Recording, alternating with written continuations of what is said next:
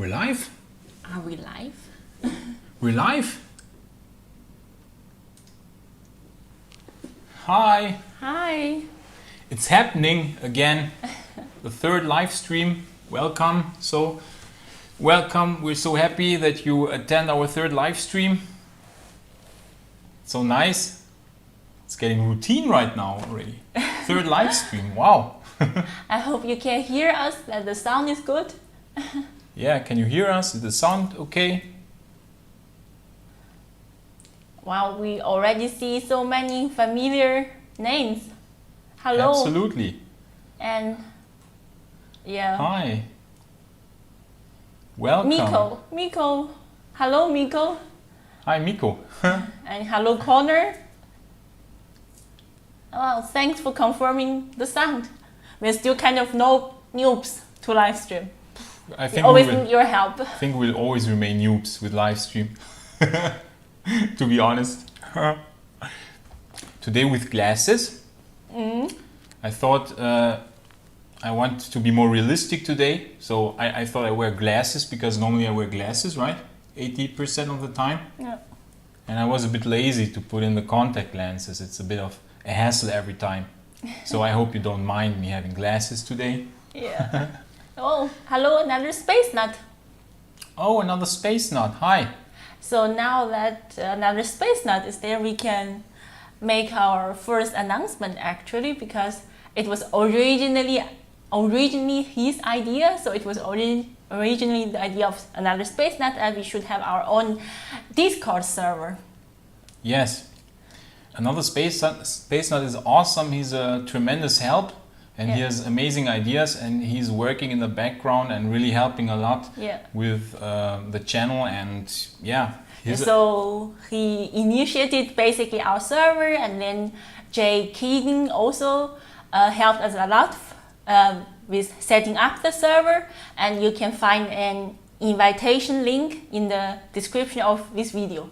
And we would like you to join our Discord server where we can just chat. Exactly. We want on a daily basis, maybe even. We want to launch a Discord server, so it's already there, it's set up, and we plan to launch it. So, because everyone has a Discord server, and we are the only noobs, as always, who still don't have one. And we thought, okay, now it's really about time to also do it, because it's really nice to connect on Discord. You know, you cannot really connect on YouTube in such a good way. That's at least what we are taught. Yeah. We are also noobs to Discord. So we think like Angry Astronaut has an amazing Discord server. We sometimes are there, and I think it's really high time that we also launch one, right? Yeah. So the invitation link is in the description of this live stream, and will also be in the description of our future videos. And then we can just exchange our opinions there, chat, and post share the news. Everything that happens, every cool news that happens. Not only spaceflight, but also other disruptive technologies, of course. Every disruptive technology, yeah. That will be quite nice. We're looking forward to it. Yes, so now maybe we get to some interesting questions, right? So why not? We have an interesting question from Jordan Smith. He asked, I think this right in your alley. Is crypto a good disruptive technology you guys recommend? Crypto? What is that? I don't know what you mean. You don't know? Just kidding. Of course, yeah, we are kind of, if you watched our older videos, we kind of mentioned sometimes like a bit of crypto here, a bit of crypto there. So people who watched our videos know that we are kind of into crypto. And actually, before we started this YouTube channel, we were like total berserks in the crypto space, and I traded CFD contracts for over a year, which was super insane and stressful. And I traded cryptocurrency since 2013 basically. So I started with Bitcoin back in 2013 when it was like, I think at $100 or something. So now it's at over 20,000. So but unfortunately we made a lot of mistakes. Yeah, of course. It's never so easy. You know, it's not like, oh yeah, I'm buying now and then you sell at the perfect time. No, so we made many mistakes and it took a long time to figure it out. But long story short, I think crypto is a very disruptive technology because it's basically highly disruptive for the financial system. It's basically, the blockchain is a very nice way to store transactions. You know, it's an open ledger system where everyone can see all the transactions that have ever been done, and it's decentralized. So what's nice about it is it's very fail safe. It's cryptographically secured, and it's decentralized. So there's no single authority who can say, we're doing now that or that with the money. Like now, for example, in these crisis times, the central banks just pump money. You know, that's their response. Like, what do we do now? Let's just print insane amounts of money. And then you get huge inflation, of course. So with cryptocurrencies, that cannot happen. The technology can also be used for lots of other stuff. I mean, you probably all heard of the smart contracts based on Ethereum, I think it was. Smart contracts, and this is actually this is really a democratic system. The blockchain can be used for voting in theory also. So imagine you have a voting system that cannot be tampered with.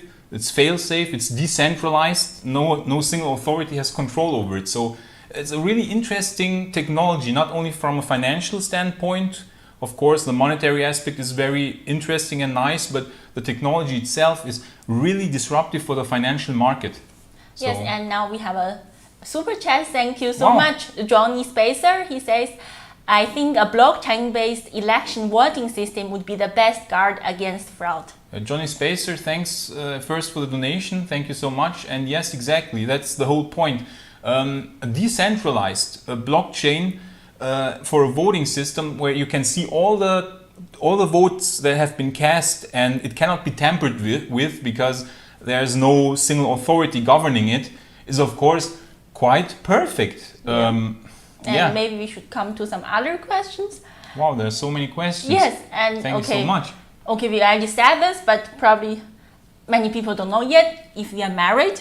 Oh yes, we are married. Even though I'm not wearing any ring yet. We have at home we don't wear rings so often. We have forgotten to put on the ring today. We were kind of working on some stuff before we started the live stream, and at home we don't wear the rings normally. But yes, we're married. Yes, and are we going to the Giga Berlin opening party? When is the party? First question, when is it? So it must be sometime next year, but why not? This would be pretty nice. I mean, but we hope that the lockdown is over, because currently it's like a total lockdown in Germany where we live. So for people who don't know, we live in Germany, but we don't live in Berlin, where the Gigafactory is. We live in the south of Germany, Bavaria, Munich, where the beer and pretzel, stuff like that. Oktoberfest, exactly. Yeah. And now it's like we have a second lockdown due to the pandemic, obviously, so we're not allowed to go out. Yeah. Not really.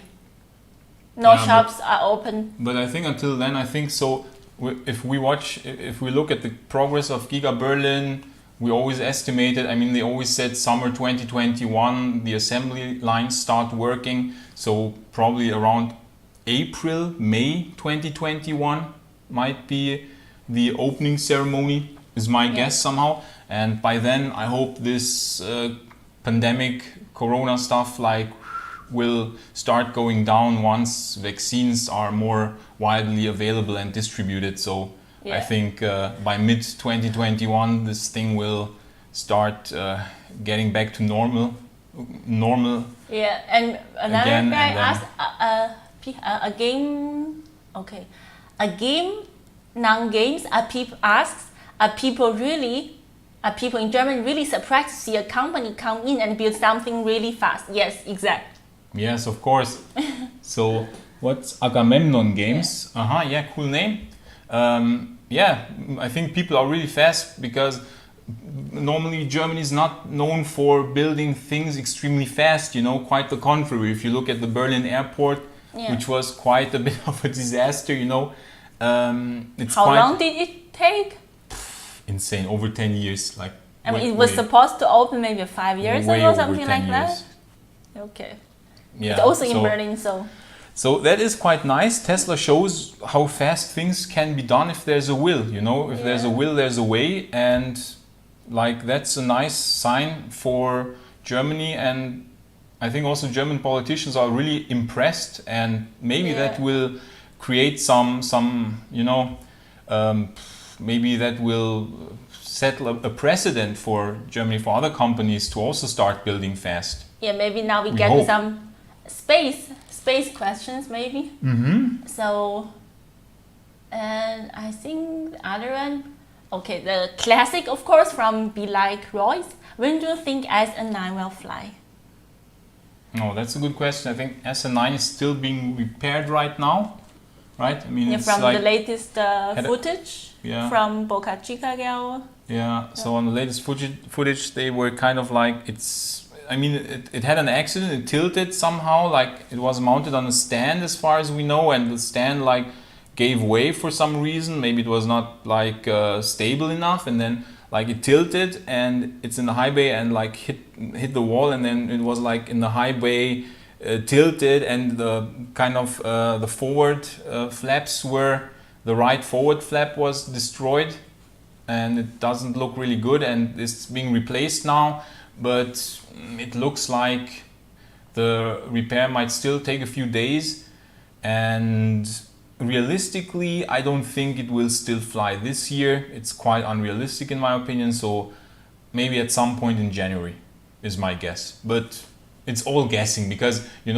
SN8 should have already flown in October, and you saw how many things can happen, so we should always add plus minus 1 or 2 months, that's normal delay time. So January, maybe February, or around that time frame, I think.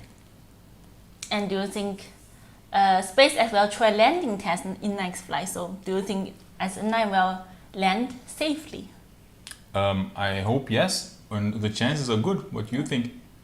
I mean, they should have learned from SN8, right? Yes. They gathered a lot of valuable data with SN8, and I mean, they identified the problem which led to the crash, so not enough pressure in the header tank. Yeah, and another question? Yeah, wow, question bombardment. Yes, a Crew Dragon, do you think can Crew Dragon serve the same purpose as Orion? So, I mean, we have Crew Dragon, we have, in theory, also Starliner.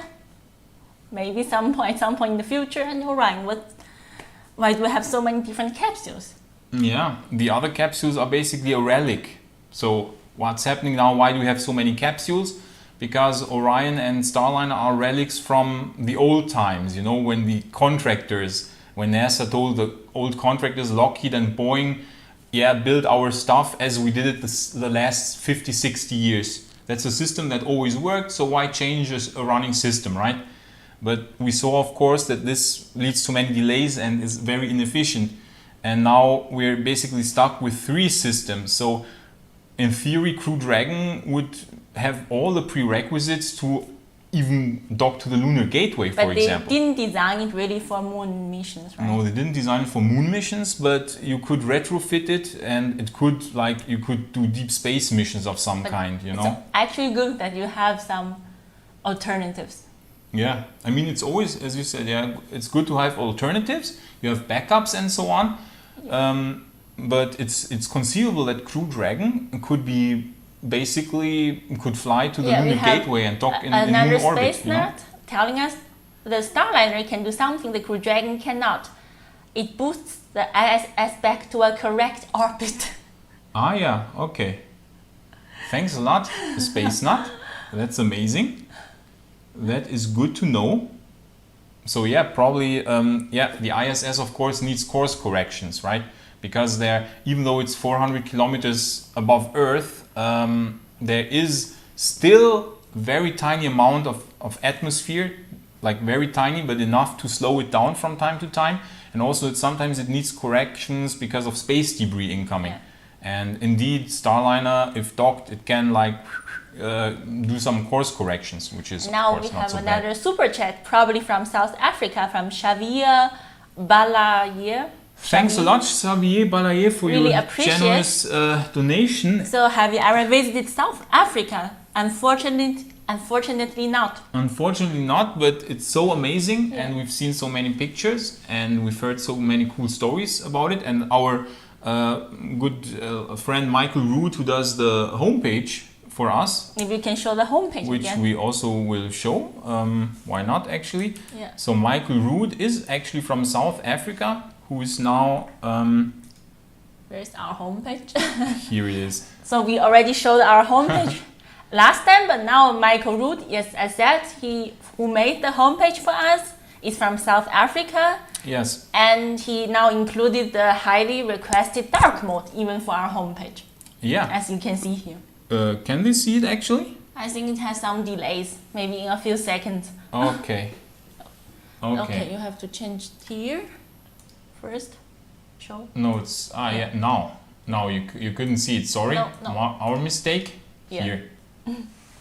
Yeah, now we can see it. So now it has a dark mode. So that's basically the homepage. Is not super fancy yet, but Yeah. we plan on doing a blog also. Yeah. So you can expect a blog with some articles about the most recent disruptive technologies and so on. And if you want to help us with the blog, or if you have any other ideas from our website, you can tell us on our Discord server. Yeah. So to come back to Xavier Balayer's question, yes, we certainly would like to visit South Africa. I mean, it's a very interesting country, and Elon Musk even comes from South Africa. So But what is at the top on our list when travel is open again? I think next year we'll travel to the States again. This is not so exciting. We've been there quite often, but we want to go to Boca Chica, of course. You know, we want to see the stuff ourselves. Yeah. And not only talk about it, but also like see what's happening there ourselves. We want to maybe visit Giga Texas, the site in Austin, and We just want to see the stuff about which we talk all the time on our channel ourselves. Exactly, that's not super fancy or anything, but basically a lot of stuff is happening in the US. So and then we can also do ground reporting, right, from the US. Yeah, exactly. Finally. Yeah. And we have another super chat from EE Transmit. Thanks EE Transmit for your generous donation. Keep up making your disruptive videos. So talking about disruptive videos, we actually yesterday we wanted to upload a disruption report again. So about on Tesla, the updates on Giga Berlin, Giga Texas, or even Terra Texas, and what the flying air taxis are doing, stuff like that. But our computer didn't want to render the video yesterday. It failed miserably. We had to render it 20 times. Those damn Adobe Premiere Pro CC. Hate but this finally software. we managed it yesterday at midnight, so we will upload the disruption report today later after the live stream, so stay tuned. Exactly. We will bring back the Tesla news again. Yeah, because we noticed that we miss Tesla and the electric car news and this stuff ourselves, and even though it gets a lot less views, who cares, you know? We want to have fun ourselves, talking about things that interest us, so we will always transmit, talk about disruptive technologies, don't worry. And what about new boss of NASA? I don't know, he or she will be as good as Jim Bridenstine? I'm not sure. NASA hasn't announced anything yet, probably in January, right? Probably, in January yes, probably in January they will announce something, but it's still Jim Bridenstine, and Jim Bridenstine was a surprise. No one thought that Jim Bridenstine would be a good NASA administrator because he's more a politician. Yeah. But I mean, at the beginning, we were also not really a fan of him, right? We didn't know him. Yeah, we didn't know him well, and sometimes we're a bit critical, and it took us a while to understand, like, man, this guy is actually amazing. Like, wow, I mean, he's playing those sides in Congress, like, the way he's doing this stuff is pretty much genius, like how he did it. And he tries to always like appease everyone, and so that NASA in the end gets as much funding as possible, so that all the NASA projects are kept alive. And now Artemis, the moon mission, is really kind of flourishing under his administration. And as our awesome moderator, Framrick says, Jim won us all over. Absolutely, Framrick, yeah. Thanks for moderating, by the way, for helping us. You're an amazing help. And thank you so much. Also Warhawk me. And Warhawk me, absolutely. You are from the States, right? I think you taught us. And then, yes, and our third moderator is Rocket Launches Today, also known as Jay Keegan. He also helped us a lot with our website and also the Discord server, and he has launched his own website also. So it's about the latest rocket launches from all around the world, not only SpaceX, not only America, but also the European launches from Asia, from China, or from Japan. So we also put the link to his website into the video description, so you can also support him by checking out his new website. Absolutely. Without the help of those amazing people, we would be totally overwhelmed and only do weird stuff. So yeah, thanks a lot for the awesome help. Any amazing questions? Okay. Michael Walker. Yeah, that's a nice question. Michael Walker is asking, 2024 has been a target for landing on other planets, like on the moon. Will this goal be pushed because of possible Biden presidency? I think it will get delayed to 2026 or earliest. We talked about it a few times. So we don't think that Artemis will get fully cancelled. I cannot imagine it, because it's very, Jim Bridenstine has set up a very good system of we talked a lot about his strategies in our latest videos. Yes, it's really entrenched already, and contrary to the last time when the Obama administration cancelled Constellation, things are looking completely different now. You cannot really compare it. It was way different back then, and now there are international partnerships set up. There are the Artemis Accords internationally signed. There's the Gateway contracts. They have the new astronaut team just announced by Mike Pence. Yes, the new astronaut team, and the first Canadian astronaut to circle the moon on Artemis 2. I mean, there are things happening. And I also want to mention that I think it's angry astronaut. So Jordan, I think he has started this also how do you say it? Petition? A petition? Yeah, and Joe Biden that, climate change is important, but space exploration is also important, and they don't contradict each other. So absolutely, yeah. So we need to keep going in space exploration and not delay stuff indefinitely, because that's a bit dangerous at some point. Yes, and we have another super chat from Michael Cooper. Thank you so much. Thank you so much, Michael Cooper, for this friendly donation. We don't know what to say. And what will I see new for next year? Your guesses. So what do you exactly mean by new in space? We will see a lot of new things, hopefully better things this year. Hopefully better things than 2020, right? Because 2020 was a weird year, global wise. But we had amazing things happening, like Starship. Starship went from a few star hopping around a bit to now this amazing test flight up to 12.5 kilometers altitude. So you can see what can happen in 1 year. So we can only speculate what can happen in 2021. We might see, if things go well, at the end of 2021, the first orbital flight of Starship and Super Heavy. That would be our dream scenario. But is it likely? What do you think? First Starship and Super Heavy orbital flight by the end of 2021 could be. It's a bit like Elon timeline, right? it's a bit an aggressive goal, but it could happen. Yeah. So that's our dream scenario. I mean, it's possible. It took 1 year basically from Starhopper to the current status, so it is possible. And we will have the Artemis 1 unmanned or uncrewed, depending what you prefer, unmanned or uncrewed, flight of the SLS and Orion around the moon. So it's scheduled for November 2021. Of course, we know delays with SLS can happen, so we shouldn't be too sad if it gets delayed again. But it looks kind of okay-ish for a launch. Maybe we should honor a few other super chats. So thanks, Geoff S. Jones. Hi, Geoff S. Jones. Thanks a lot. You always watch our shows. Thank you so much. You are awesome too. Thanks. You are also awesome. Thank you so much. And then we have another amazing donation from Norm Van Duker.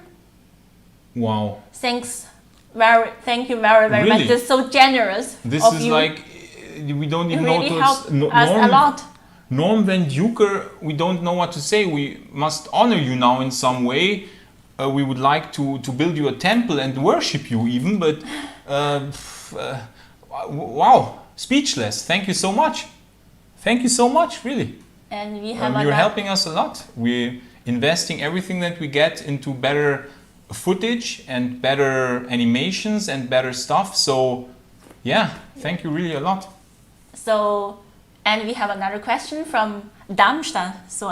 From somebody who is in Germany, if I can speak German. So actually, I can speak German. So I moved to Germany. When did I move to Germany?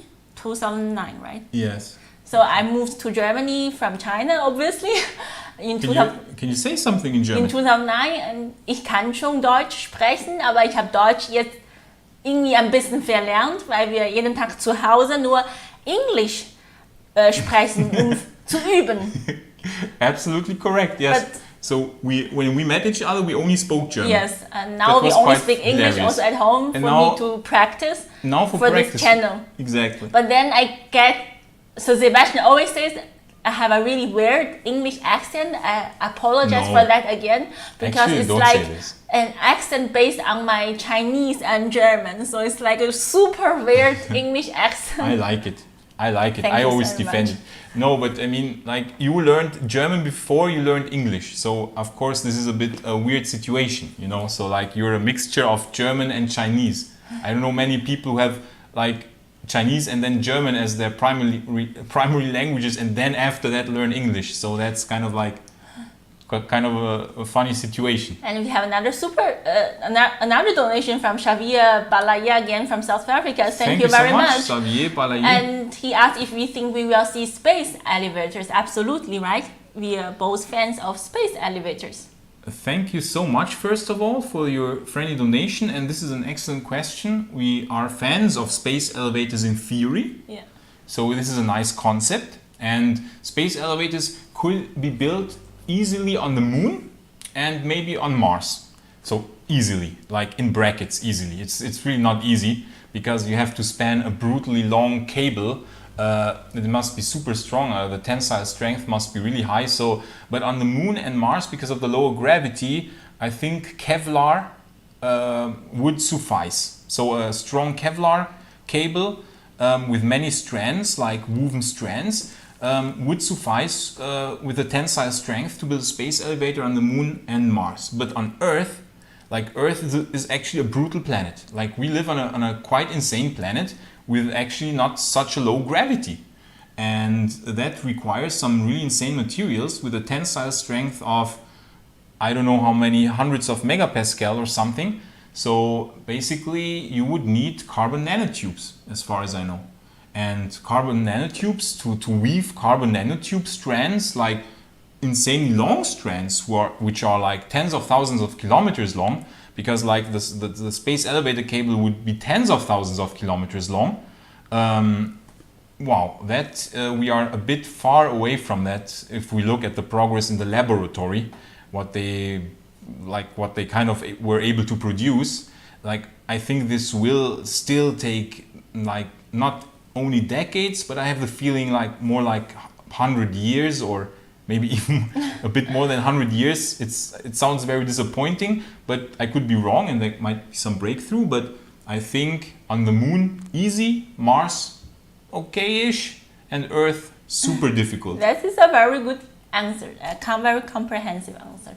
But I saw another interesting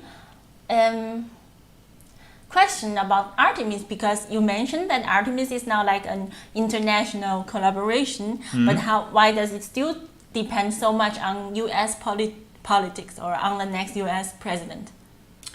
That's a very good question. I think the US is basically instigating all this and basically leading all this, and has all the hardware. So the main hardware comes from the US. So, and the other nations are kind of like contributing a bit. For example, Europe is contributing the service module for the Orion capsule, for example, which now has been recently attached to the Orion capsule for Artemis 1. Yeah, so the other nations are not contributing a lot of hardware. So SLS is fully assembled in the US, Orion fully assembled in the US. the Gateway will be fully assembled in the US and launched on Falcon Heavy in 2023, 2024 timeframe. So all the hardware and everything, all the the main funds comes from the US. So I think it's quite normal that the US then basically decides the way in which direction it will go, and the other nations kind of contribute a bit, but they don't have the hardware and the space programs of such a magnitude to play a bigger role or something. Yeah, it's also we also don't know how in which direction the Space Force will go now, right? Yeah. It's also, we have NASA and we have the Space Force. Yeah. It's kind of hard to say in which direction it will go, of course, but I think the US is really insanely far ahead in space matters still. I mean, there was a decline after 1972, after the Apollo missions, which we rant about often, which makes us angry every time. We say, we could have had a moon base in the 70s, damn it, makes us angry. And the members of Space Force is now called Guardians, right? Yes, we will talk about it tomorrow, of course. That is the Space Force does stuff which can create many memes. It's kind of hilarious. But Guardians is certainly a funny or cool name. And when you think New Glenn will launch, now that they have a new contract from NASA. Was there a question about New Glenn? Yeah, when do you think New Glenn will launch? Oh yeah, we will also rant about this cool contract from NASA, which also makes us angry, to be honest. We are almost like the angry astronaut. Yeah, actually we are also quite angry all the time, yeah. So this is a joke. I mean, NASA is awarding a launch contract for New Glenn, which is still kind of a vaporware product. What have we seen from New Glenn? We have seen a few engine tests and I think once they showed half a payload fairing, and that's it. So basically, and we've seen fancy CGI animations, and we always said New Glenn never before 2023. And we got a lot of flame comments for that, of course, how can you say that? They announced it so long ago, it will fly in 2021. We already said it last year, never in 2021. And with luck in 2023. And now with the new NASA contract, it says from 2025 until 2027. So that's okay, 2025, earliest in 5 years. Mm-hmm. So they are like the Nikola in electric car industry is there are some parallels. New Glenn in the spaceflight industry, right? We kind of like to compare them sometimes, with the difference that I think Blue Origin has a better footing, so I don't think they will go bankrupt or anything. Of course not. But their vaporware kind of showing fancy animations that are insanely far away, this strategy, and then generating hype. Yeah, probably Jeff Bezos, he's just monitoring how far SpaceX goes and how much Elon invests, and then he just invests so much that Blue Origin can still keep up a bit. Yeah. It's kind of like that, and makes us angry that NASA awards a contract for New Glenn, which is a vaporware non-existent rocket, but Starship is actually taking shape now. We saw this thing fly. It's really tangible. Something is happening. But NASA, is Starship and Super Heavy getting a contract? Yeah, and we have strange, a right? question from our subtitle, who does the subtitle for us. And you learn how to speak the name. I learned how your name is pronounced. I hope I'm not saying it wrong. Sabolch. Please teach us next time. Sabolch Yare. So thank you so much for everything which you do for us. He's the amazing person, Sabolch Yare, who helps us with the subtitles. And please forgive us if sometimes we cannot manage to upload the subtitle on the same day, because it gets late sometimes if we have some trouble, and then we have to wait until the next day where we can upload the subtitles with the help of Sabolch. And he has a question now. He says the B4 engine had some problems lately. Do you know? I didn't follow what problems they have, but so that's, by the way, the engine which will be used on the New Glenn rocket? Yeah. Is it also for the Vulcan Centaur rocket? No. I think it's also for the Vulcan Centaur, but I'm not so 100% sure. So it's certainly like the new Glenn uses BE4 and BE7 engines, that's certain. And the Moonlander, the Lobby Moonlander, so the National Team Moonlander will also use, I think, BE4 engines. And okay, yeah, it could be that they encountered some problems. I mean, encountering problems with rocket engines is kind of normal, I would say. Yeah. So not really so surprising somehow. And we have another super chat from Acro. Thanks a lot. Hi Acro, thank you so much for your donation. And thanks a lot for tolerating my accent. Wow. And then he asked, what are our thoughts on seasteading and Richard Koch's plan to use the new blue economy to fund a launch loop? Richard Koch's plan to use the new blue economy. We haven't heard of that, to be completely honest. So a blue economy to fund a launch loop. That's very interesting. We don't know. Let's Google it. Richard. Okay, yeah. Let's see what's happening there. Okay, Richard Koch. Or yeah, but you had it here. Yeah, here? Yeah. Yeah.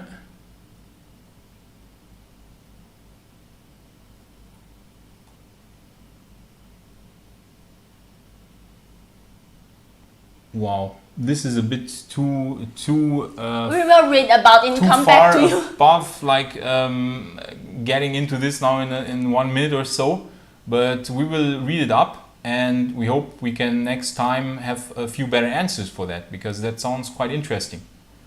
And I think people want you to play guitar again. Oh no! Do you feel?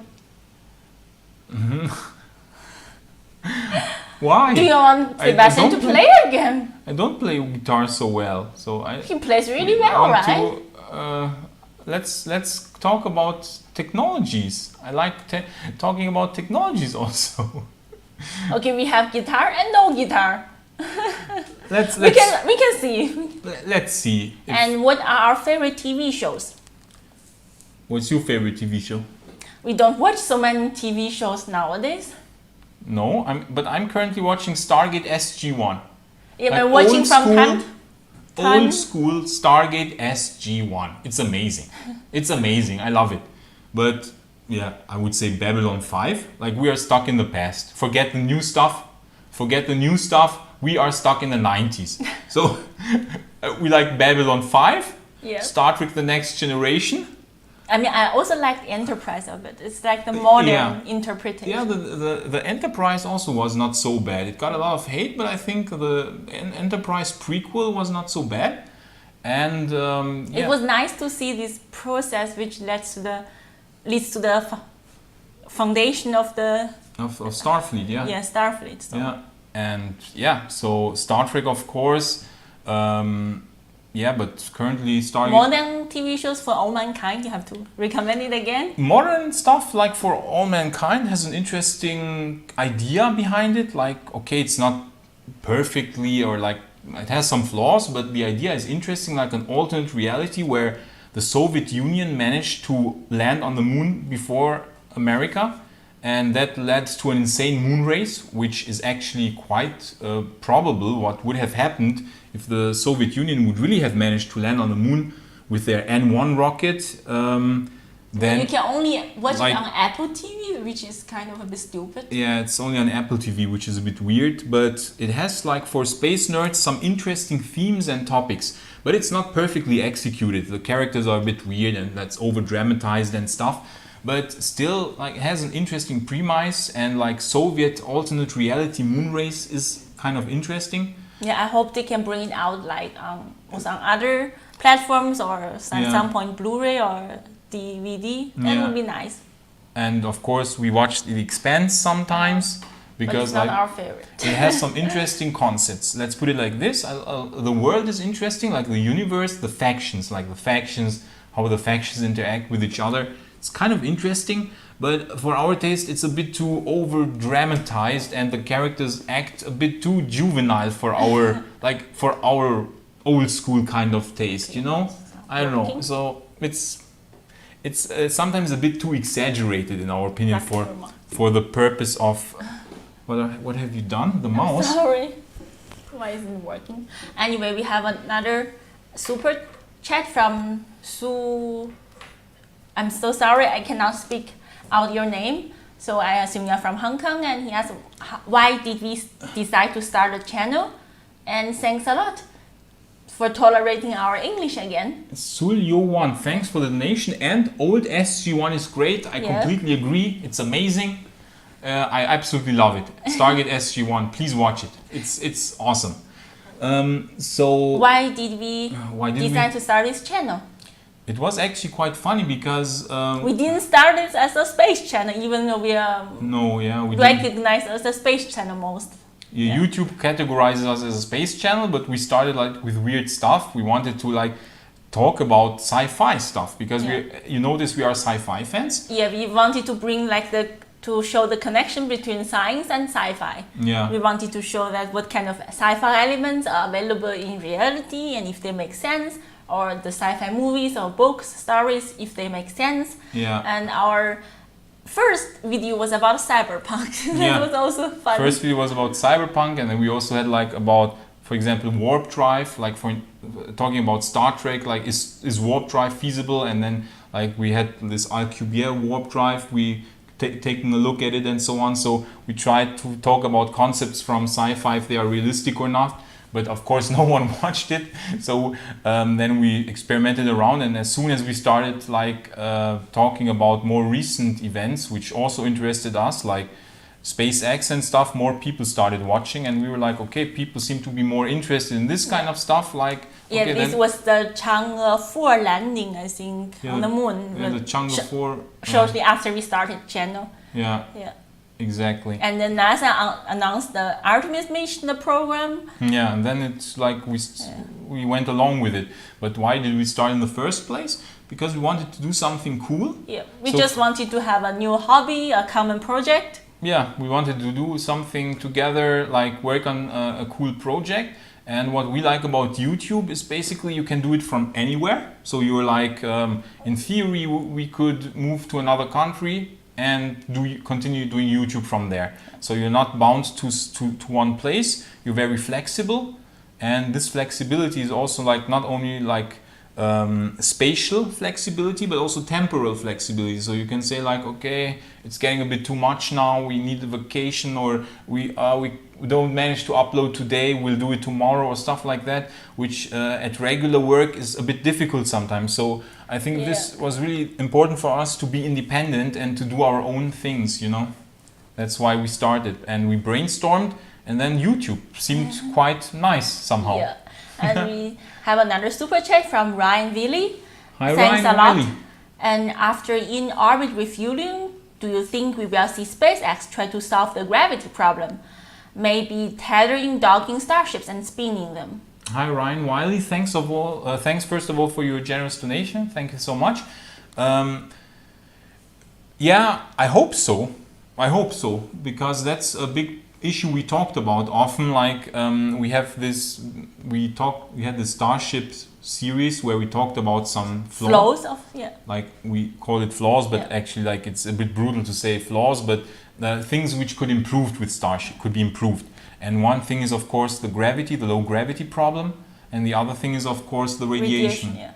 I mean, I think that if they have like Starship and Super Heavy off-ground into orbit, and they have orbital refueling tested, then Elon will start slowly with the other stuff, because now the most important thing is to test the whole basic concept if it's like viable, like this 100% or almost 100% reusable concept. It's like something entirely different than the Falcon rockets. They have to focus on that, so they probably don't want to divert their team or their workforce. It makes sense, right? If this concept that wouldn't work out, then it doesn't make sense to do the other stuff. Yeah. And they just want to do it step by step, I assume. And Elon is also smart. He knows there are plenty of scientists or space nerds or YouTubers like us who already make so many thoughts about Starship, how Starship look, what kind of features it needs. So I think when time comes, then they will incorporate all the security measures. Yeah, I think so too. So really get Starship going, and once it really flies to space and has landed maybe on the moon, like a few times on the moon, and maybe even astronauts on the moon, and then Mars, like it's really the real fun starts with trips to Mars, then we certainly need like to think about the low gravity and radiation protection problems. And then I think, or I hope, that SpaceX will start implementing those measures, and it's not so hard to do. As you said, tethering two starships with a tether and then rotating it is one solution, or having them docked like this, like from like the aft section to each other, and then rotating it some kind of like this, you know. So there are many different possibilities to create artificial gravity, but I think they will do it. Yeah. And we have another super chat from Connor Harris. Hi, Connor Harris. Wow. You have been watching us such a long time, and you always support us. Thanks a lot. Thank you so much, Connor. We always read your comments, and we always know Connor Harris is writing something. It's gonna be a cool comment. Thank you so much for your donation. And happy holidays, right? Happy Saturnalia. Oh, thank you so much. The ancient Roman pagan celebration. Yes, of course. Yeah. He asked if we think that SpaceX can keep up their development rate in the coming year. Also, you like gaming, right? Are you getting the PS5? Okay, for SpaceX? So I think they won't only keep. What do you think? They will speed up, I thought. Yes, exactly. I also want to say it. They will even speed up, because basically Elon is unhappy. He's always unhappy. Like, I think Elon's success, high demand, yes, high standards. is extremely high standards, and like always with this, not satisfied with the status quo. So always pushing to break new limits. You know, like kind of like Goku, or always like, I need to improve my power level. I need to become even more powerful. You know, and like never satisfied with the status where you are. And that's why I think SpaceX will accelerate even more.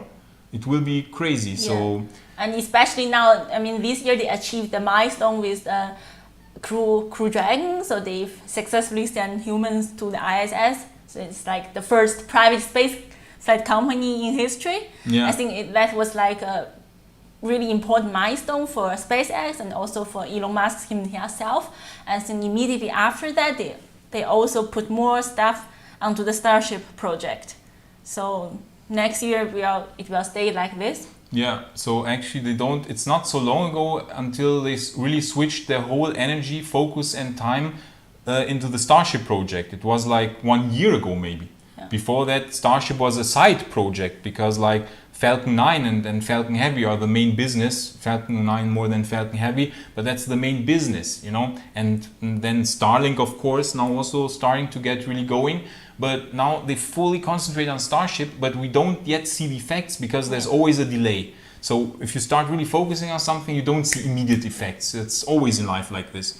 But now you have like the proof of concept by Starship SN8, so yeah. So they can only accelerate. I think they can only accelerate, But please don't be disappointed if there will be more explosions. That's also pretty normal. part of the game. That's like people and they exploded, and then the media. Every time I'm so angry about the media, like they exploded again. Yeah, but look at what NASA, like in the early '60s, how many rockets they exploded back then. You know, we forget about it. But like, it's part of the game. You fail and you learn from the mistakes. And Thanos Salt, thanks a lot for the sticker. Thanos Salt, Well, cool. Thank you so much. Yeah. Thank you so much. And the gaming question, right? The so gaming if you can question. see it back there, we have the Cyberpunk book. Yeah, we have a So we Cyberpunk purchased Cyberpunk. It was like a bit crazy because it was like released on the day for us. It was like midnight our time after Starship SN8's flight. Yes. It was a crazy insane. night. It was a I crazy went night. to bed, but Sebastian, of course, stayed up late and tried out the game. Of course, and I'm currently playing Cyberpunk 2077, of course, and it has a few bugs. But the atmosphere is really amazing. Like, wow, like super insane cyberpunk stuff. It's really And cool. spoiler alert, we saw it that there will be also a space station shown in Cyberpunk 2077. So we don't know. I mean, we are not there yet, but maybe it will also be some space content in Cyberpunk. Apparently, maybe a DLC where you can walk on the moon, Cyberpunk Moon. That would be nice. Or Cyberpunk Mars. Yeah, we that. saw there like a space station render and concept art from a guy who contributed to the game. So that's really cool. Yeah. And no, we won't get a PS5. We're not so much into consoles. Like, I'm more the PC gamer type of person.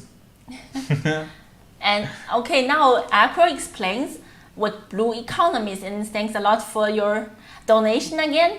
So blue economy is equal ocean economy, building modular societies in international waters to test various types of society for space. It was Rüdiger Koch. So thanks Acro for the explanation and for the donation. Interesting. So it's as far as we understand it, the Rüdiger Koch wants to build like economies in international waters, like floating in the ocean kind of, and testing habitat models for space, like or more the interaction between people, or do you think like it's like the environment? I don't think how exactly they plan to do it, but as far as like I an analog? understood it, yeah, kind of like space analogs in the ocean where you have total isolation. So it makes sense, right? It makes sense to try this out, and we have to read up more on it. But it sounds like a really interesting concept. Thanks for bringing that up. So modular societies, probably he means that you have like different. I mean, at the beginning, you cannot have a huge Mars city, as Elon always says. You have like maybe small bases on Mars. Yeah. Could also be that they are a bit far apart from each other. How would that kind of society function, probably? That's interesting, yes. And you can build it in a modular fashion, so you can build larger modules and then the city grows and so on. And then you see how the people interact. That sounds kind of nice, but we will have to read more into it to give some more qualified answers. But thanks for bringing that up. Sounds really interesting. Yes, and we have lots of familiar faces. Okay, you have an insane name. Yeah, I also know him from the comment section, like like a variation of Mon Mothma, the leader of the Rebel Alliance, right? What was the leader of in Star Wars? The leader of the Rebel Alliance was Mon Mothma or Mon Mothma. So, and like, we know you from the comment section. Hi. And we have Epic Daniel, of course. Thanks a lot. Hi, You Epic always Daniel. join us. Hi, Epic Daniel. When he asked when we think ULA will launch the Vulcan Center. The Vulcan Center is also such a new Glenish type of thing, you know. It's like. But they are further with the Vulcan Center. Yeah, they are a bit further, but it's also like they still show many animations and still they sometimes change it. They say like, some parts of the rocket will be reusable, you know, the engines will be reusable, that will bring down the cost dramatically. And then like a bit later we don't know yet if we can make it so early to make the rocket, like the engines reusable. So there's also not so much clarity when it will be actually partially reusable. So but we think 2023 earliest, to be honest. Yes. I don't see it before 2023. But now an interesting question. Actually, we are also speculating ourselves. So Flash Barry, how likely do we think that Tesla Model X and S shutdown is for a refresh at the Fremont factory? So Flash Barry, that's a cool question, because we actually wanted to talk about it yesterday, but because Adobe Premiere sucks, we couldn't upload it. So yeah, exactly. There's a shutdown of 18 days at the Freemont factory, as far as we know. And of course, then there's a lot of speculation going on. Will this shutdown be used to make a refresh for the Model S and Model X? Or they just want to give the staff a nice bit holiday vacation? Could also just be. Elon is not the type to give friendly holiday vacations for people. Like, hey, take a few weeks off, no problem, guys. Elon is not during Christmas and New Year. Not known for this kind of behavior, I would say. So it's not unlikely that there will come a Model S and X refresh, and we hope yes, because our main critique point was like Model S and X Model X not so much, but Model S certainly starts to look for us a bit old-fashioned. So, okay, that's a subjective opinion. We're really sorry. Not everyone has this opinion, but for us it starts looking a bit old-fashioned. Oh. But okay, we are extreme. We like cyberpunk and futuristic stuff. So maybe our opinion is not is not representative of all opinions. But we would be happy if it gets a refresh, right? The Model S and X. Yeah. Would be awesome. Would be amazing. Yeah, I think someone asked if you have a Tesla. We have a Model 3. Oh yeah, we have a Model 3S, and we are very happy with it. Runs without repairs. Oh. And everything, it's never, it's not breaking down ever. Like, okay, it has a few bugs. Yeah. We must be honest. It has a few bugs. Like, it's not a perfect car. Like, it does some weird stuff sometimes. Sometimes the wind, like the glass doors, like were down for no You apparent don't have reason. to go into details now. And like the autopilot does some weird stuff sometimes. It starts braking suddenly and stuff. So it has a few bugs, but overall it's a great car. We can highly recommend it. And another space now, Aaron, thanks a lot for sticking around and joining us in the chat. Thanks a lot, Aaron. And we want to also give a shout out to your amazing podcast, right? Yes. The Total Space Podcast. Yes. We already have the link also to the podcast in the description of this live stream. Yes. So please check it out. basically a few friends of ours and also a few European space nerds, they started an amazing podcast and you can listen to it on Apple Podcast. They also have a YouTube channel. Oh yeah, they started a YouTube channel also. You can also find all of them on Twitter, so they give the space updates, so they discuss the news, but also some like deep dive topics. So if you're interested in space. They have three amazing guests. So they have, of course, Felix from What About It. They had the Angry Astronaut and many other cool people, and we were also very honored to be invited there once. And like, wow, it's an amazing podcast with a lot of interesting topics. For every, you will certainly find everything. There's something for every space fan, you know. Topics ranging from the most insane concepts of space travel to more mundane rocket topics, you know. So there's everything there, I would say, right? Yes. And we have another super chat again from the name. Sulyo1, Thanks you so a lot much. for donating us that. You Thank you so rock much too. You for rock your too. donation. Thank you so much. And you rock too, of course. Yes. Thank you Like so much. Felix like to say. And I think because you Ah, explain the name. Hi, Mon Mothma. Okay, now we can call Peter, of course. Thanks a lot for donating to us. Thank you so It's really much for your generous. donation. So we remember you from, like, we know you because of your funny and insanely long name and your intelligent comments from a while back already. Yeah. And so And what Peter, do we expect from SN100? Wow. Cool. So SN100, that's a funny question. First, like, when will SN100? I think by then Elon probably have renamed it again. I mean, he likes to rename stuff. Yeah, that's true. But that's an interesting trick question, in my opinion. Because right now the process, like new starships, it's still not so slow. So this is not a linear curve. So we humans think in linear terms, right? Like, okay, this will continue linearly. But starship production, the same as like electric cars and all this disruptive stuff, is like an exponential curve, you know? It starts super slowly and then goes up insanely fast. And once at SpaceX they build all these, like the machine that builds the machine. So the fact, like the process to build the starships gets faster.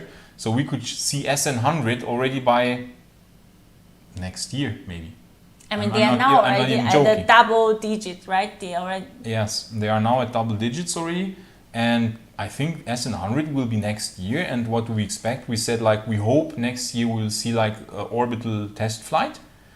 So why not make it really cool and have SN100 as the first starship to reach orbit? Okay, but maybe it will be already the first starship to land on the moon. If things progress so fast and things are going faster, like in an exponential fashion, it could be the first starship that lands on the moon, or the first cargo starship to bring cargo to Mars, maybe even. So it's all possible, you know. Yes, and Connor Harris asked if I'm allowed to drive the Model 3 yet. That's a very good question. So you can explain that if you want. She's driving on chill mode, so she's not driving the aggressive mode because the acceleration is maybe a bit too insane. And also because I've got my driver's license only like for 1.5 years. 1.5 years ago, yes. Yes. So we have a second smaller car, and I was only allowed to drive that car. We bought a smaller car for her to practice first. Until I'm eligible for the Tesla. And basically she can really drive well now. I mean, you went through insane hardcore training because last year we made a road trip in the US and we drove everywhere, and we, for example, even drove through LA rush hour traffic. And I think there's no more brutal practice than driving in LA rush hour traffic. And we both survived with her driving. So that was like difficulty level nightmare, I would say. Yeah. So from there afterwards it got much easier. So yes, you're driving around all the time now, basically, with the Model 3. Yeah, maybe now a bit back to SpaceX again. So I think as a classic question, how much do you think a ticket to Mars will cost? As always, like, what do you think, first of all? I mean, probably at the beginning you cannot really buy a ticket, right? Like right now, it's infinite. So right now the ticket price is infinity. Sounds a bit funny, but it's infinity. So you cannot buy a ticket to Mars. And the goal is to make it even like that there exists even a price. That is already the first step. And then, of course, with all like new things, ticket prices will come down like e to the power of minus x. So it's like a declining exponential function, you know? So it's like it starts super high, woo, and comes down fast, and then like goes asymptotically towards zero. And basically, Elon said he wants to sell a ticket for $100,000. That's like his goal. But in the beginning, it will be more expensive, probably maybe 1 million, or I don't know how high exactly, but in the million range. And then at some point, when more people go there, it's 100,000, and then 10-20 years later, it's 10,000. And in 100 years, in the year 2120, it will be probably like $1,000 or something. Yeah. Inflation adjusted, of course. Yes, and we had some good points that, for example, Mike Whitenton says that the current starships, they are like more like test objects, they are prototypes, they are not really the production models. So yeah, the good question is until which time point will Elon say that now we have perfected the technology and then we have like real production models? Yeah, good question, yes. So, and I think Framerick, our moderator, also says if the lunar starship, they could also like have separate numbers like LN01, LN02. It could be because they have some design, like there are different design things going on with the lunar starship compared to the regular starship, certainly compared to the Mars starship, and then you have also the tanker starship. So we have different design starship designs, basically. So I think that's true. At some point probably it will make sense to split the lines and also get away from this pre-production nomenclature, you know. And I also saw another person, sorry I didn't get the name, said that probably, and I think you might be right, they will reach orbit way before SN100. And I think you are right. This is like, we always tend to be a bit too conservative sometimes. But we are happy then when it's like even earlier than we expected. So probably way earlier than SN100. And Framerick says SN100 fusion fuel with warp drive capability. Framerick, yes, that you are very optimistic. That would be nice. SN100 first interstellar flight to Proxima Centauri. With fusion drive, of course. Yes, what else? That would be nice. And thanks a lot for your donation. Thank you so much. Summer Lake photo. Thank Thanks for your donation, Summer Lake Photog. And then I think I saw another interesting question. Where do you think Jim Bridenstine will go? Because many people have already proposed that he should go to SpaceX and basically lobby for SpaceX. That would be nice. Wow. Yeah, we heard that suggestion a few times. And actually that would be quite cool because, as we said, he's an amazing tactician. And having someone like him working for SpaceX who can play this politics game and lobby for SpaceX and, he knows the right people and so on, would be pretty beneficial for SpaceX, right? What do you say? I mean, it would be amazing. I would be extremely happy if Jim Bridenstine would work for SpaceX. And I think Elon Musk and Jim Bridenstine seem to be getting along quite nicely. So from when you saw them interact with each other, they respect each other tremendously. And I think Jim Bridenstine knows that Starship is the future. He's not stupid, he's a smart guy. Yeah. But he cannot say it openly. He cannot go around and say, Starship is the future, let's cancel SLS and so on. He cannot say this openly. But, if you read between the lines what he's saying and how he's behaving, and you know it. And we will also talk about it in our next space report for next week, because now New Glenn got a new contract from NASA, but Starship didn't. So yeah, why? I mean, both rockets don't really exist yet. I mean, they're both in development, but New Glenn, probably you see from New Glenn even less than Starship. But why did they get a contract? Lobbying might be the key word here. Could be, might have something to do with that.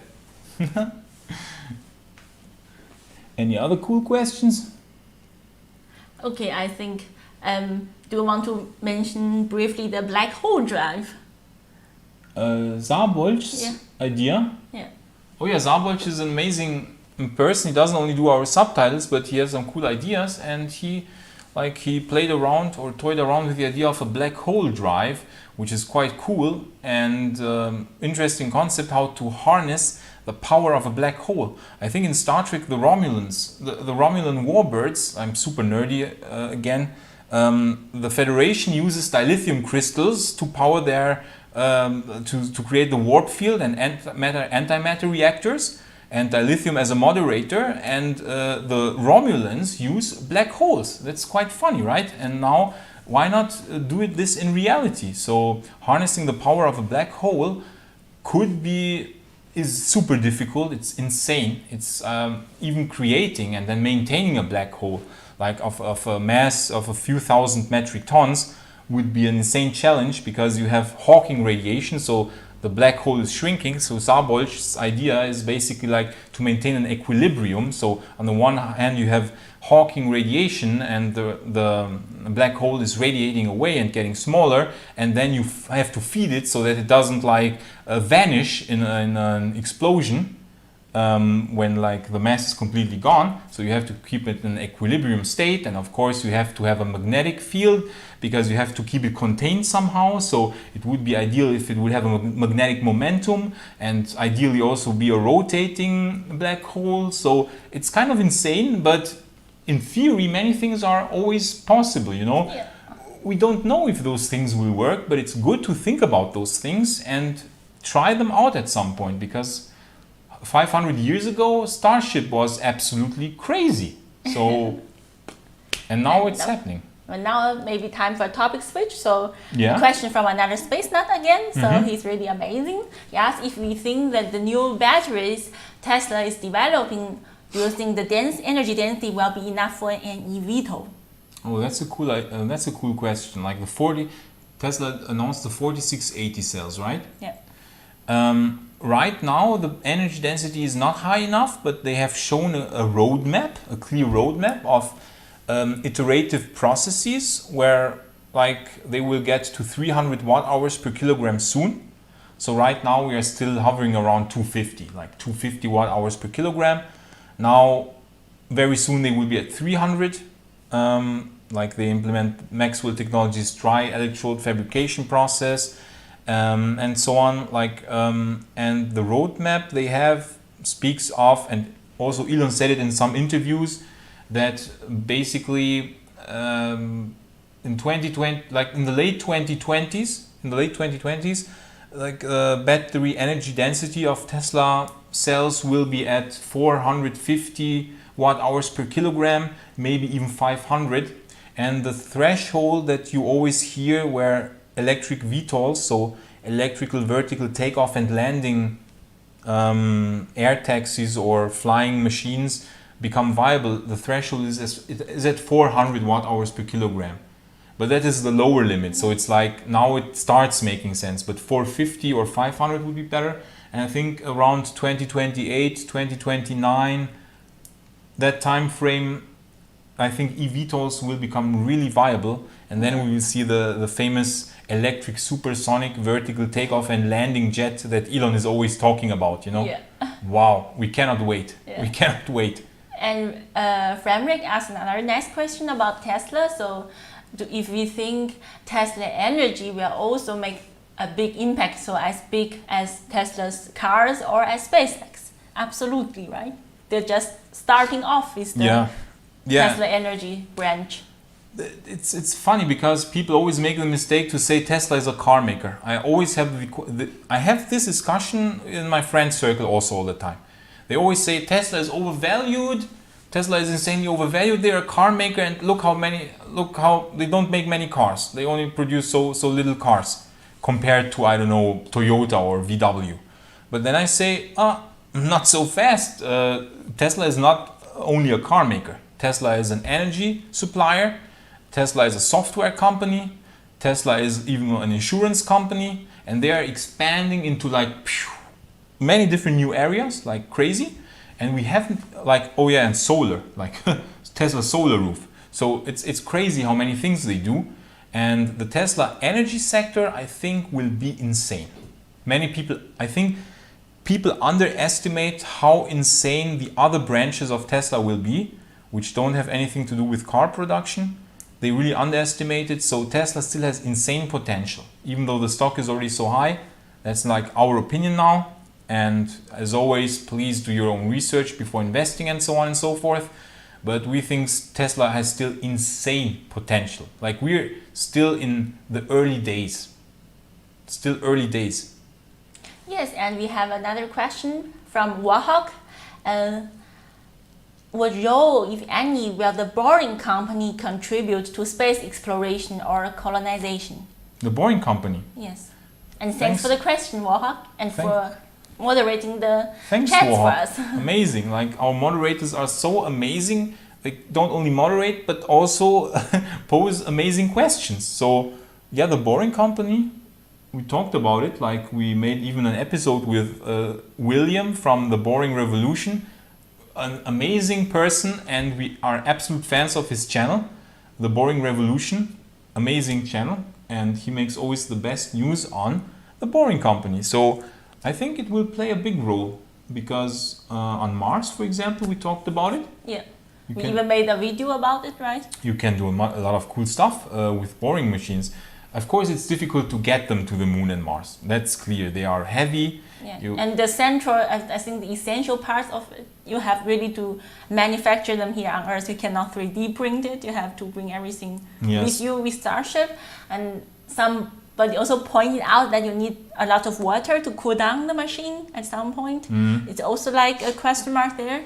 But once you have the machine on Mars, it's very helpful, right? We talked about so many times about the lava tubes, which would be the ideal location for building bases, because you are protected from dust storms, from radiation, and you need the boring machines to extend those lava tubes. And as next step, you want to dig deeper tunnels to mine precious metals on Mars, right? Mm-hmm. Yeah, exactly. So they can be used for many things, like getting access to minerals, ores, to water ice on Mars. You can have, if we have underground bases, for example, at some point for radiation protection, you can branch away from the bases and just dig boring tunnels into different directions and spread your system out, basically your tube system, underground tube system, to get directly to mineral ores and like water ice reserves and so on. And then you can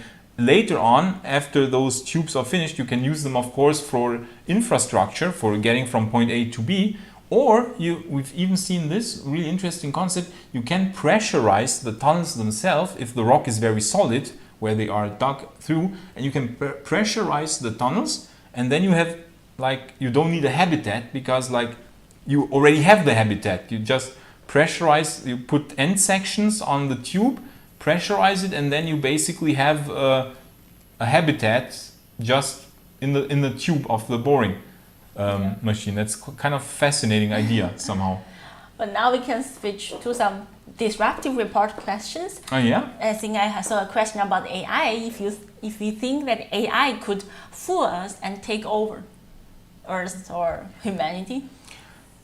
That's always like the AI questions It's are always a bit more speculative. It's right? very speculative, of course. So it's and everyone says something different, and we are no AI experts, so we have not the insight into what's really happening. But the general idea is that right now we have only very narrow specialized AIs. So basically we have AI that does, for example, the full self-driving, the Tesla full self-driving computer, Dojo, I think it's called.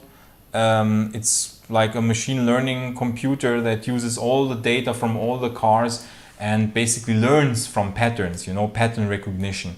Or you have video upscaling, like NVIDIA's DLSS, deep learning super sampling technology, for example, is based on AI upscaling. And like those AIs we have right now are not really very intelligent in the sense. They are only designed for some specific purpose. Exactly. They are not like general AIs. Exactly. They are very narrow, specific AIs.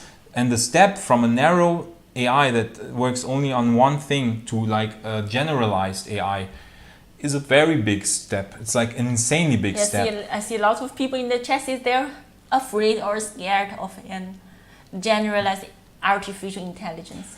Yeah, there is reason to be scared because we've seen many movies what can go wrong, of course. So we are, of course, like a bit movie influenced, I would say. Matrix, Terminator, and whatever. All these franchises depict a not so nice scenario for what will happen when AI gets sentient.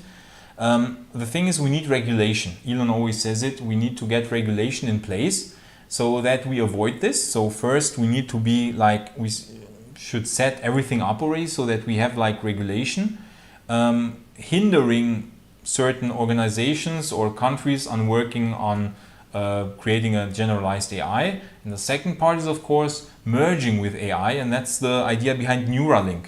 That's basically like we will merge with AI. Our brains will become a decentralized brain network around the whole planet, part of the AI network, and by doing that we make us an indispensable part of the AI. So the AI, if it wants to destroy us or wants to kill us, it cannot do so because it would kill part of itself, basically. It will be merged with us and then it will not choose to destroy us. That's the idea, and I think it's like, together with regulation, I think it's a very good idea to prevent such a scenario. Yes, and then back to Mars. Mm-hmm. Do you think that we will still be alive by the time a Mars colony is built? Of course. Of course. Of course. You don't like people who are a lot older than us will still be alive when the Mars colony is built, I think. We are very optimistic. I mean, we are kind of pessimistic sometimes, or let's call it conservative. But then again, on a large global, like more like longer time frame, we are very optimistic. We think what tends to happen, what humans tend to do, they overestimate the capabilities in the short term and underestimate it in the long term. Why? Because the linear thinking again. Humans like to think in linear terms, but like in the beginning, not much is happening, and then suddenly, phew, exponential growth. That's how disruption works, disruptive technologies. What we are always talking about. That's disruptive, how disruption works. And basically we underestimate the growth potential for spaceflight in the long term, but we overestimate it in the short term because of the linear thinking. So what will happen in the next years, maybe not so insanely much. Of course, with Starship, we'll see some interesting progress, but it will really start going like 2030 when we start, when SpaceX will start building bases on Mars seriously, and on the moon maybe a few years earlier. And then from 2030 onwards, I think every 5-10 years, bam, it will just insane progress, which we cannot even imagine yet. It's like, it will be mind-blowing progress. Because it's not, it's an exponential growth which we cannot even imagine in the long run. And so if you survive 10, 15 more years, you will see the Mars space growing. And we talked a lot about life extension technologies also on our channel. Yes, we are fans of that, which not so many people watched. No, people are not so interested in life extension technology, we found out, but we try to live as long as possible, of course, because if it takes longer than we expect for some, I don't know what reasons, then it would be good to be in good health, and so that we can witness this amazing progress of humanity, you know? Yes, I mean, we want to also, we certainly would like to travel to the moon. Mars depends, of course, how the infrastructure is like set out, like how safe is it, you know, will we have artificial gravity, radiation protection, all these things. But for the moon, I think a moon trip would be amazing. Yes, and we have another super chat from Canada from Stan Swain. Thanks a lot, Stan. Hi, Stan Swain. Thanks for the donation. Thank you so much. And he says, author Ian Douglas' Star Carrier series used artificial projected black holes for acceleration. Okay. And thanks a lot for joining our live stream. Thanks a lot really for joining. Appreciate it. Thank you so much. Artificial projected black holes for acceleration. So to understand it correctly, like, okay, artificial black holes, that's clear, but projected how? In like in a certain direction, like. But you don't know the series. No, I don't know the series, but sounds nice. Author Ian Douglas, Star Carrier series. Okay, we'll take a look.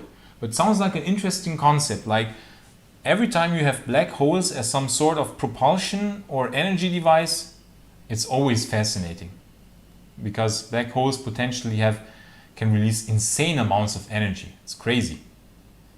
Like it's a whole different level, of course, what you can harness. Any other cool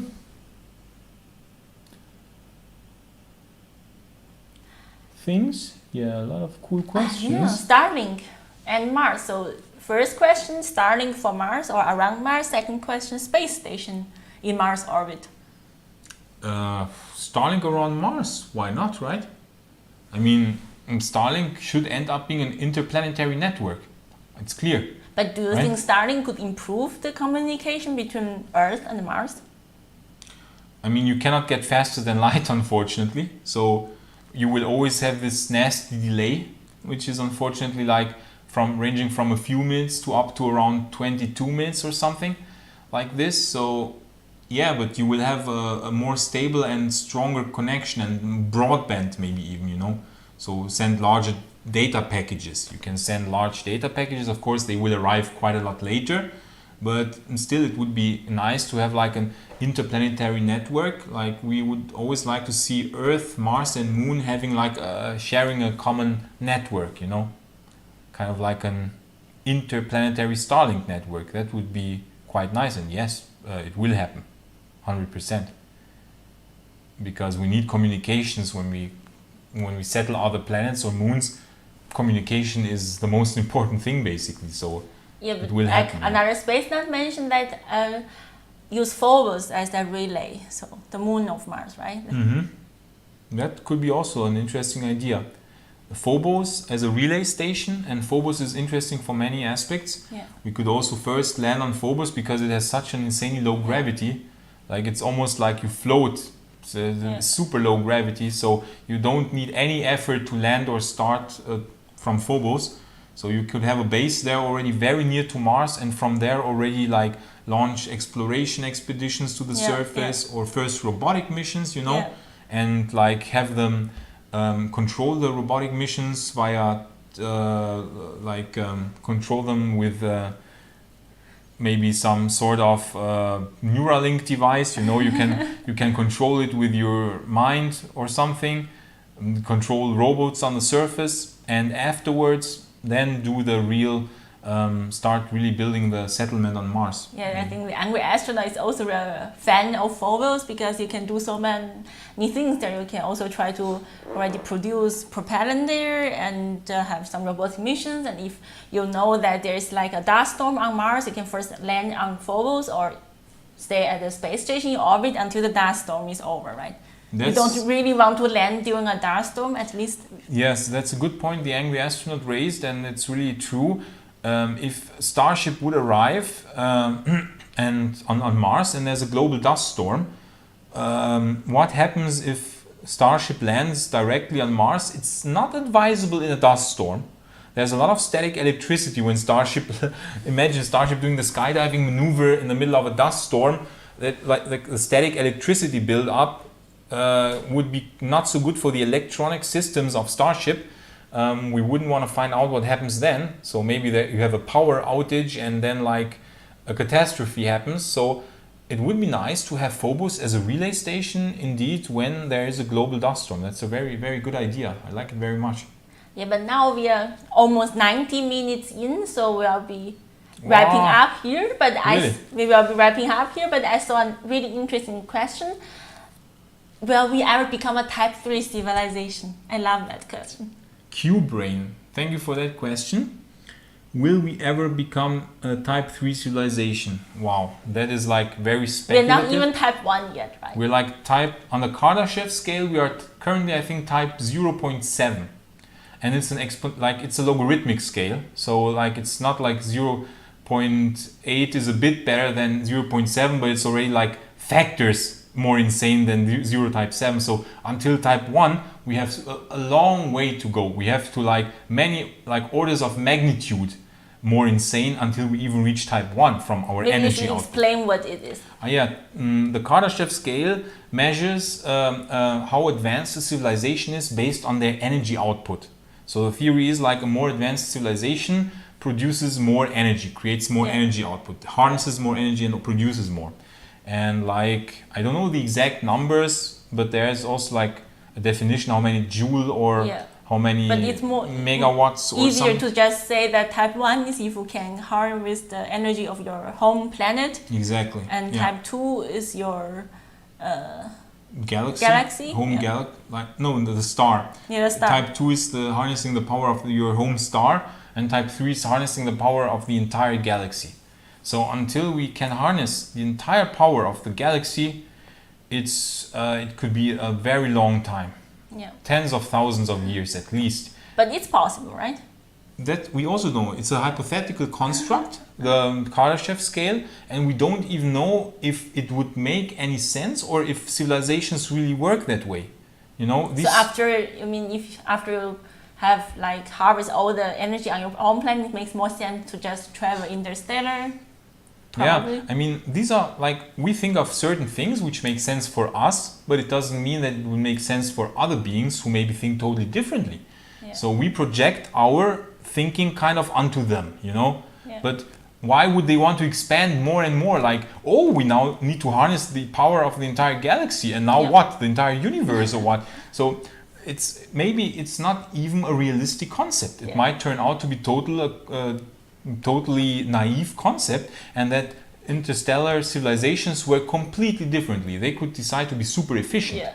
They say we go into the direction of efficiency so that they don't have to harness so much, Yeah. That could also be. So we also don't really know if there is a type 3 civilization out there, right? It's also highly speculative. If we classify it as building insane, gigantic, stellar engineering mega structures that we could see somewhere, maybe this doesn't even exist. Maybe you cannot even build a Dyson sphere. It's a nice concept, but maybe you cannot even do it. Maybe that's impossible. Yeah. And maybe the most powerful civilizations, they probably have impressive starships and travel between the stars, but maybe that's it. Yeah. Maybe that's it. And before we go, we promised to give a shout out to an alternative to YouTube because a few fans of ours already asked us if we also upload our videos elsewhere. Yeah. And it's a nice platform which also which is also based on a cryptocurrency. It's also right in our alley. So where is it? So it's called Odyssey, and we also have a link in the description of this live stream. So as you can see there, we have this is our channel on this Odyssey platform. It's quite shiny. It's really interesting. You see a lot of space content like Star Trek, and you also see the channel from Felix, and of course our channel. And you can watch all our videos there. And yeah, if you would like to watch the videos somewhere else from YouTube, it's a nice alternative to YouTube. And if we become too political at some point, we might be like suspended from YouTube, and then you'll know where to find us. We are a bit offensive sometimes and say political stuff, so you never know with YouTube these days, you know what might happen. So it's always good to have an alternative. Absolutely correct. So we will put a link into the description, the invitation link to that platform into the description of this video here. And we saw Miko said that the Total Space podcast we mentioned before is there too. So cool. There are plenty of space content there. What about Felix there? Yeah. Total Space podcast is there. I think Isaac Arthur is also there. I think, I'm not 100% sure. Impressive. So there are plenty of great content there, so be sure to check it out. Yeah, absolutely. And yes, and we want to thank our moderators again. So thank you so much, Warhawk, me, Framerec, and Jay King, also known as Rocket Launch today. That's his new project. And thank you so much, Miko, for joining us. And thank another you so much, Space guys. We couldn't do it without your help. No. Seriously, we would be totally overwhelmed. We still are. We still are a bit overwhelmed, but we can manage with your help. Thank you so much. And as we said later today, we will be uploading a disruption report. So we Tesla news, electric cars updates. It's coming back. Gigafactory updates. A bit boring company also, flying cars. Yeah. And tomorrow or the day after tomorrow, we will upload the last space report for this year.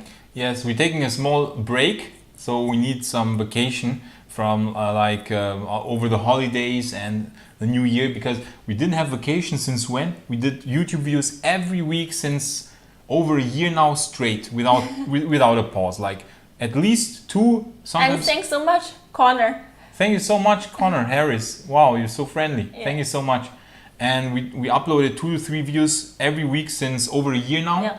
And I think like a small pause of maybe 2 weeks maximum. Yeah. So we will upload space reports still before Christmas next week. Yeah. And then we will be back maybe on the 6th of January. 6th of January, I think we will be back. Yes, exactly. So Merry Christmas and Happy New Year. Have a nice celebration. Guter Rutsch. Einen guten Rutsch natürlich auch, klar. Einen guten Rutsch. As we say in Germany. Yes, and enjoy your time with your family and friends. Absolutely, yes. And don't forget our Discord server. So the invitation link is in the description of this video, and we will still be online, of course, even during the holidays. So you can find us on Discord. Yeah. And we can chat there or I don't know, play games together even. Yeah, we can arrange some nice gaming sessions. No problem.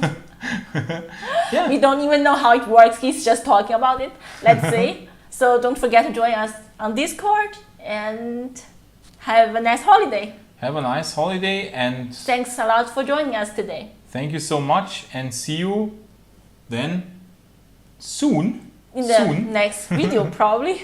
Exactly, in the next videos, and then afterwards on the 6th of January. Thanks a lot. All the best from us, and then on to the future, as always. On to the future. Bye, guys. Bye.